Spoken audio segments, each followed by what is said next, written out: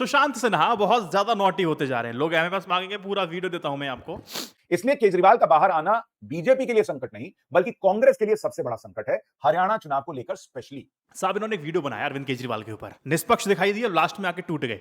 देखो ना, दो पक्ष रखे हर बात के। बोला रिहाई हो गई, जज साहब ने बोला कि सही तो है, जेल में क्या दिक्कत है, बाकी ने मना कर दिया कि नहीं, कार्रवाई लंबी चलेगी तो इनका यहाँ पे रहना ठीक नहीं, इनको जाने दिया जाए, बेल सैंक्शन। निष्पक्ष दिखाई दी, दोनों बातें कर। प्रेसिडेंट रूल पे भी इन्होंने विश्लेषण किया, ओके ओके, निष्पक्ष दिखाई दे। लेकिन हरियाणा इलेक्शन की जब बात आई, बोले हरियाणा इलेक्शन है, अरविंद केजरीवाल आ गए, कांग्रेस को बहुत बड़ा नुकसान हो सकता है।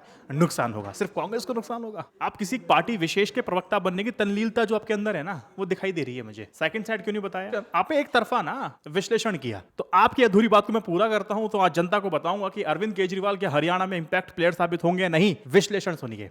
वही आदत है मेरी, स्क्रैच से शुरू करने की। पहले आपको हरियाणा पॉलिटिक्स का थोड़ा बेसिक समझा दूं कि वहां की जो पॉलिटिक्स है कैसे काम करती है। जिसको कुछ नहीं पता राजनीति के बारे में, अब समझ जाएंगे। हर कोई जानता है कि हरियाणा एक पॉलिटिकल पावर हाउस है, लेकिन क्या आपको पता है कि हरियाणा एक टाइम पे पंजाब का एक हिस्सा हुआ करता था? बिल्कुल।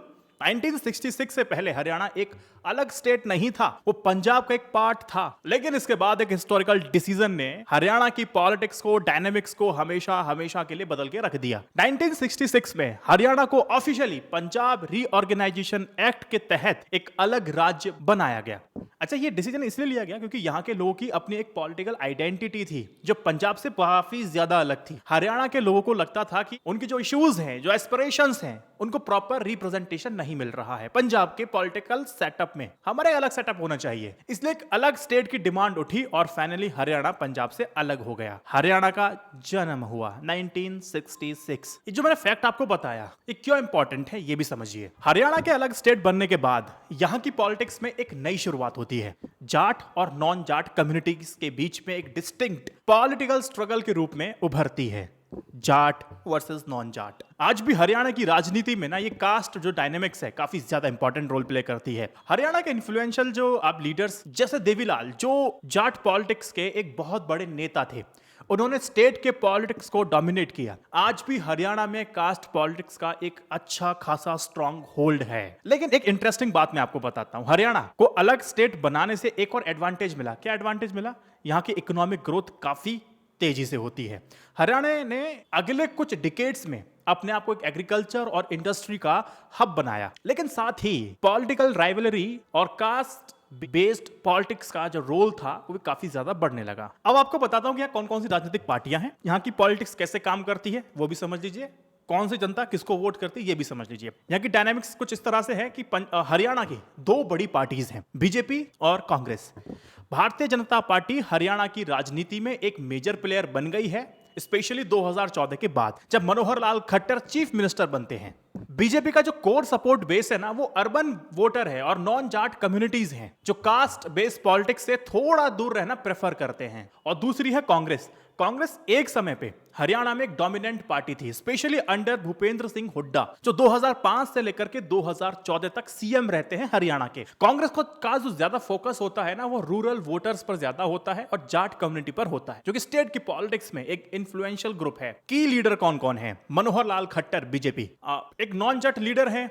उन्होंने हरियाणा में एक इंक्लूसिव और एडमिनिस्ट्रेटिव अप्रोच फॉलो किया है, लेकिन उनकी पार्टी के पास जट जो सपोर्ट है ना, जाटों का जो सपोर्ट है काफी कम है। अभी सैनी साहब बीच में आए, उनको लेकर कंट्रोवर्सी हुई, बड़ी समस्याएं हो रही हैं, कभी कुछ हो रहा है कभी कुछ हो रहा है। एक भूपेंद्र सिंह हुड्डा, ये बहुत बड़े नाम है कांग्रेस की तरफ से। हुड्डा जी एक स्ट्रॉन्ग जाट लीडर हैं जिनके रूरल बेस और एग्रीकल्चर कम्युनिटीज में काफी इंफ्लुएंस माना जाता है। एक तीसरा इंपॉर्टेंट नाम इसमें है Dushyant Chautala, JJP party, Chautala family से है, जो स्टेट की राजनीति में एक इंपॉर्टेंट नाम है। उन्होंने 2019 में बीजेपी के साथ अलायंस बना करके अपने आप को स्टेट पॉलिटिक्स में स्टैब्लिश किया। हरियाणा में अगर आप देखेंगे ना, यहाँ पे जाट कम्युनिटी काफी ज्यादा डोमिनेंट है और पॉलिटिकल पार्टीज जैसे कि कांग्रेस और रीजनल पार्टीज आईएनएलडी और जेजेपी उनको अपनी तरफ खींचने की कोशिश हमेशा करती है। दूसरा ग्रुप है नॉन जाट। इस ग्रुप में ब्राह्मण्स आते हैं, पंजाबीज आते हैं, दूसरी कास्ट आती है। बीजेपी का सपोर्ट बेस यहां ज्यादा स्ट्रॉन्ग समझा जाता है क्योंकि बीजेपी के लीडरशिप में कम जाट लीडर हैं। अगर जाट्स और नॉन जाट का अगर आपको रीजनल डिवाइड बताऊं तो हरियाणा को रीजन वाइज भी डिवाइड कर सकते हैं। नॉर्थ और सेंट्रल हरियाणा ये रीजन जाट डोमिनेटेड है, जहां कांग्रेस और रीजनल पार्टीज का ज्यादा इन्फ्लुएंस है। साउथ हरियाणा की तरफ अगर आप जाएंगे, जहां एक मिक्स पॉपुलेशन रहती है और बीजेपी यहां पर ना अपनी पकड़ बनाने में काफी ज्यादा सक्सेसफुल रही है। अर्बन एरिया जैसे कि आपका गुरुग्राम हो गया, फरीदाबाद हो गया, इन अर्बन एरियाज में जो बीजेपी का ज्यादा इन्फ्लुएंस है, क्योंकि यहां के वोटर्स ज्यादा मिडिल क्लास रहते हैं जो बीजेपी के डेवलपमेंट एजेंडा को सपोर्ट करते हैं। हरियाणा में और छोटी पार्टीज भी हैं, जैसे INLD, इंडियन नेशनल लोक दल, ओम प्रकाश चौटाला की लीडरशिप वाली पार्टी थी, एक वक्त पर काफी स्ट्रांग, लेकिन अब पार्टी काफी ज्यादा कमजोर है। वो भी तब दुष्यंत चौटाला ने अपनी एक नई पार्टी बनाई जिसका नाम JJP थी। और JJP यानी कि जन नायक जनता पार्टी, दुष्यंत की पार्टी जो बीजेपी के साथ अलायंस में आई है और हरियाणा के रूरल वोटर्स में काफी इंपैक्ट इसका रहता है। रिसेंटली ना अगर हम देखेंगे तो बीजेपी ने अपने डेवलपमेंट और नेशनलिज्म के नैरेटिव पर काफी ज्यादा फोकस करके काफी ज्यादा गेन किया है, लेकिन कांग्रेस अपने वो ट्रेडिशनल जाट और रूरल वोट बैंक को होल्ड करके रखना चाहती है, उसी कोशिश में लगी हुई है। वो सारे काम करती है जिनसे ये वोट बैंक बिखरे नहीं, स्प्लिट ना हो, कंबाइंड रहें। लेकिन फार्मर प्रोटेस्ट जो 2020-21 के बाद से ना बीजेपी को जाट कम्युनिटी के बीच बैकलैश का सामना करना पड़ा है। किसान काफी ज्यादा नाराज है, जाट काफी ज्यादा नाराज हैं, जो हरियाणा के पॉलिटिक्स में एक सिग्निफिकेंट ट्विस्ट था और ये आज भी इनकी नाराजगी अगर दूर नहीं होती है तो सफाया होने में टाइम नहीं लगेगा। यही टेंशन बीजेपी की है। अब बात करता हूं आम आदमी पार्टी की। आम आदमी पार्टी अब हरियाणा में अपना एक बेस बनाने की कोशिश कर रही है, स्पेशली अपने दिल्ली मॉडल को प्रमोट करके। लेकिन अभी तक जो उनका ऑर्गेनाइजेशन है वो काफी ज्यादा स्ट्रांग भी नहीं हुआ है अभी तक। जो बात दिल्ली में है, जो बात पंजाब में है, वो बात हरियाणा में नहीं है अभी आम आदमी पार्टी की। अगर आप देखेंगे ना, इस बार तो मना किया जा रहा है कि कोalition की पॉलिटिक्स इस बार नहीं होने वाली है, क्योंकि या तो कांग्रेस या तो बीजेपी, तीसरा कोई है नहीं। ये चल रहा है आपका मीडिया के अंदर। लेकिन हम कोalition की पॉलिटिक्स को हम दूर नहीं रख सकते हैं। हरियाणा की राजनीति में कोalition पॉलिटिक्स काफी ज्यादा इंपॉर्टेंट रहती है। 2019 के इलेक्शन के बाद बीजेपी को फुल मेजोरिटी नहीं मिली थी, तो फिर किसको पकड़ा गया? JJP को, उसके साथ अलायंस बनाया गया जो उनको पावर में रखने का मौका देती है। तो कोalition की पॉलिटिक्स रहती है। लेकिन इस बार संभावना इसकी कम जता रहे हैं, या तो आर या पार होगा। इस बार किसी का कोई समर्थन नहीं होगा। इस बार किसी का समर्थन से कोई सरकार बनेगी या गिरेगी नहीं, ये कॉन्फिडेंस ऑफ मीडिया कह रहा है। सुशांत की बात कर लेते हैं, इनके नोटी बनेगी। इन्होंने कहा कि इनके अरविंद केजरीवाल के आने से कांग्रेस को नुकसान होगा। सर, ये आपने स्टेटमेंट दे दिया। प्रॉब्लम इज दैट ना कि आप इसके भी दो पक्ष बता देते, मैं बड़ा खुश हो जाता। मैं आपकी इज्जत करता हूं बकायदा, इसमें कोई संशय वाली बात नहीं। आप मेच्योर हैं, इसलिए मैं क्रिटिसाइज भी कर लेता हूं। आम आदमी पार्टी के सामने चैलेंजेस हैं, काफी ज्यादा है। वीक ग्राउंड सपोर्ट, सबसे पहली प्रॉब्लम यह आ जाती है कि हरियाणा में आम आदमी पार्टी का ऑर्गेनाइजेशन उतना स्ट्रांग नहीं है जितना दिल्ली या पंजाब। ग्राउंड सपोर्ट की कमी है। यही दर्शाती है कि आम आदमी पार्टी का ये बोल्ड स्टेप शायद उतना इफेक्टिव ना हो जितना वो एक्सपेक्ट कर रहे हैं। सिर्फ रैलीज और मीडिया कैंपेन से इलेक्शन नहीं जीते जा सकते। ग्रास रूट लेवल पर अभी बहुत कुछ काम करना बाकी है। उसकी आवश्यकता है, उसकी जरूरत है। अगर कहीं पर भी कांग्रेस को यह लगता कि आम आदमी पार्टी थोड़ा सा मजबूत है, तो शायद जो सीट शेयरिंग की जो बात थी वो शायद बन जाती। उनको पता है कि इतना कुछ है नहीं इनका, इसीलिए हम अगर अकेला भी चलेंगे तब भी कोई समस्या नहीं होगी। एक ये सबसे बड़ी बात है। दूसरा, आम आदमी पार्टी का अरविंद केजरीवाल के ऊपर ओवर डिपेंडेंस भी नुकसानदेह है।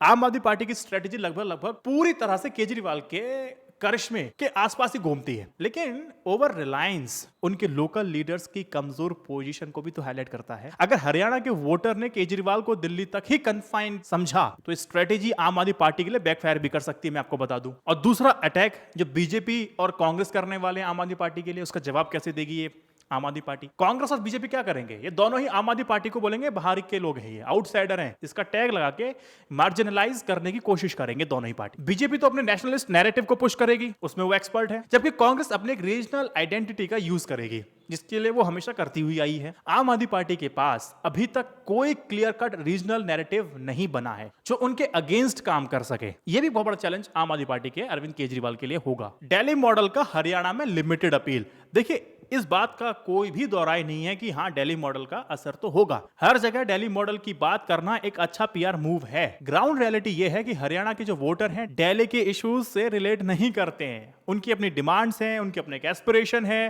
केजरीवाल को यह समझना होगा कि सिर्फ फ्री बिजली, पानी, एजुकेशन प्रॉमिस करने से हरियाणा के बहुत बड़े पॉपुलेशन को आप अपील कर पाएंगे, इतना आसान नहीं है। हाँ, कुछ हिस्से को आप कर सकते हैं, लेकिन वो सीट में तब्दील हो जाए वो एक समस्या है। पोलराइजेशन एक बहुत बड़ा चैलेंज है। अरविंद केजरीवाल की एंट्री से हरियाणा में वोट बैंक का क्लियर कट पोलराइजेशन हो सकता है। एक तरफ उनकी अपील यूथ और अर्बन वोटर को अट्रैक्ट कर सकती है, वहीं रूरल बेस बीजेपी और कांग्रेस के हाथ से जाना मुश्किल लगता है। अगर आम आदमी पार्टी को फुल मेजोरिटी का सपना देखना है तो इन्हीं रूरल वोटर्स को अपनी तरफ खींचना पड़ेगा, इसकी जरूरत उनको पड़ेगी अगर मेजोरिटी पे जाना है तो। एक क्विक फैक्ट मैं आपको देता हूं, 2019 के हरियाणा विधानसभा चुनाव में आम आदमी पार्टी 46 सीटों पर लड़ी थी, मगर पार्टी का जो प्रदर्शन था वो काफी ज्यादा अच्छा नहीं रहा, निराशाजनक रहा। वो एक सीट भी नहीं जीत पाई थी, लेकिन हाँ, लोकसभा में पार्टी को 3.94% वोट मिले थे, ये था। अब अरविंद केजरीवाल जेल से छूट करके आ गए हैं, ठीक हरियाणा चुनाव से पहले, लेकिन अरविंद केजरीवाल की अगर रिहाई थोड़ी जल्दी हो जाती तो शायद आम आदमी पार्टी को उसका फायदा मिलता। अरविंद केजरीवाल की जो टीम बताती है, उनकी कम से कम 400 के आसपास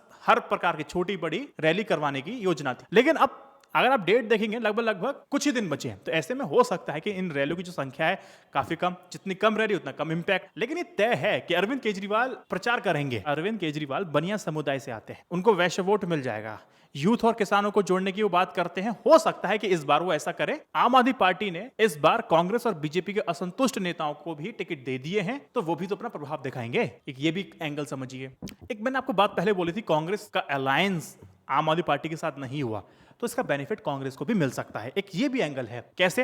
वो ऐसे, हरियाणा में भले ही इंडिया गठबंधन के सहयोगी दल यानी कि कांग्रेस और आम आदमी पार्टी अलग अलग लड़ रहे हो, मगर अरविंद केजरीवाल की रिहाई का फायदा कांग्रेस को भी मिलेगा। ऐसा क्यों कहा जा रहा है? ऐसा इसलिए कह रहे हैं पत्रकार लोग कि आम आदमी पार्टी के जो उम्मीदवार हैं वो हर जगह चुनौती देने की स्थिति में नहीं है, और आम आदमी पार्टी सभी सीटों पर लड़ रही है। जहां तक सवाल आम आदमी पार्टी के इतने सारे उम्मीदवारों को टिकट देने का है, तो उनका जो अपना राष्ट्रीय स्तर है ना, उसके दर्जे को बनाए रखने का एक कोशिश के रूप में देखा जाना चाहिए। और सब जगह चुनाव लड़ना उनकी एक मजबूरी के रूप में आप देख सकते हैं कि नेशनल पार्टी का सिंबल टिका रहे, वोट परसेंटेज बनाए रखने के हिसाब से उन्होंने ऐसा किया होगा। इसलिए बहुत जगह आप देखेंगे बहुत कमजोर आम आदमी पार्टी दिखाई भी दे रही है, तो इसका फायदा शायद कांग्रेस को मिल जाएगा। तो सुशांत सिन्हा जी, इन सब संभावना पे आप बात कर ले तो बेहतर होता।